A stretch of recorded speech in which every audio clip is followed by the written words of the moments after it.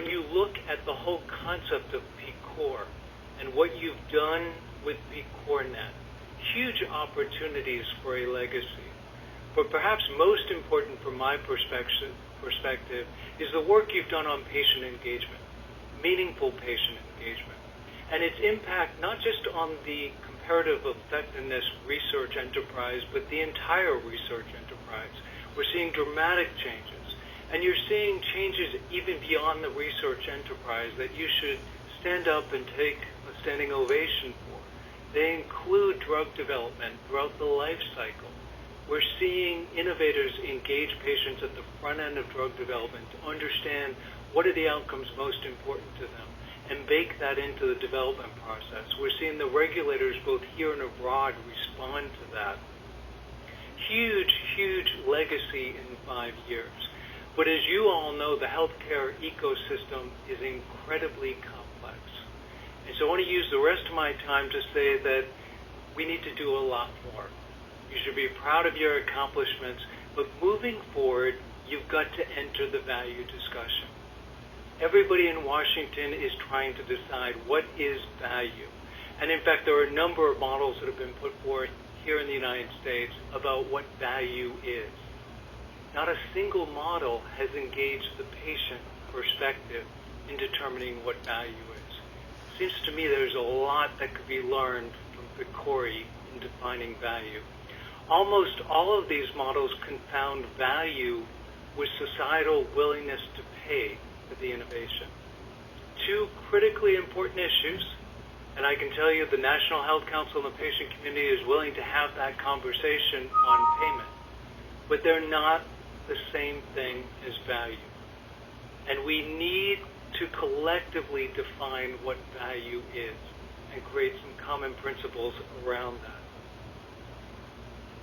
From the patient perspective, we think of value in the context of having the meaningful opportunity to assess clinical outcomes, potential clinical outcomes, in the context of our own personal circumstances and our goals and aspirations.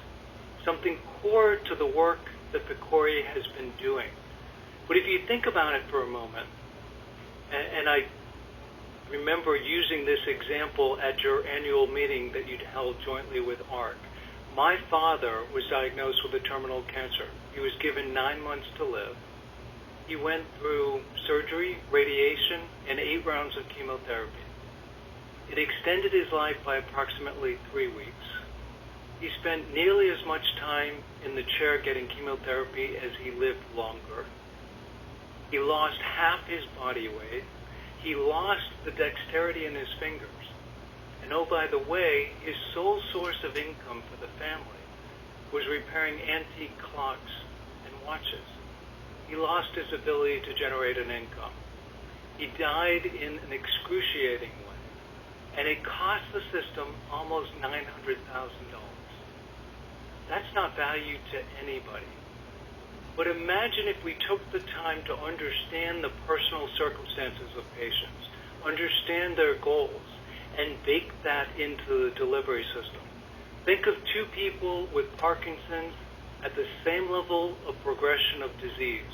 One of them wants to ensure that they can sleep well at night with their significant other and have a normal home relationship.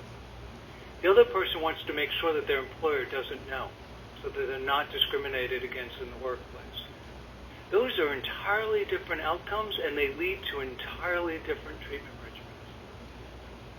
Imagine the opportunity for PCORI to start to look at evaluating the impact of quality measures, payment models, delivery designs that would help ensure that patients are able to articulate what their goals and aspirations are.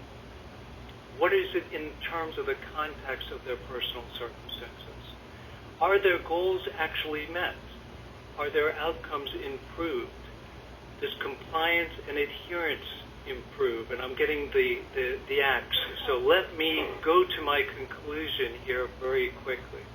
And that is that organizations survive when they are impactful and relevant. you've got to look at how this organization can increase its impact and relevance in this climate where we know, and I can guarantee, that we're going to have a new Congress, a new president in 2017. The cost drivers in the healthcare marketplace are going to cause them to look at how we finance this system. You have an opportunity to use your resources, your leverage, your brand, to drive the discussion of value so that it has meaning for patients, can help reduce costs, and give us a very new model of healthcare delivery.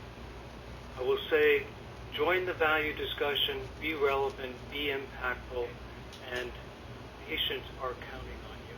Thank you.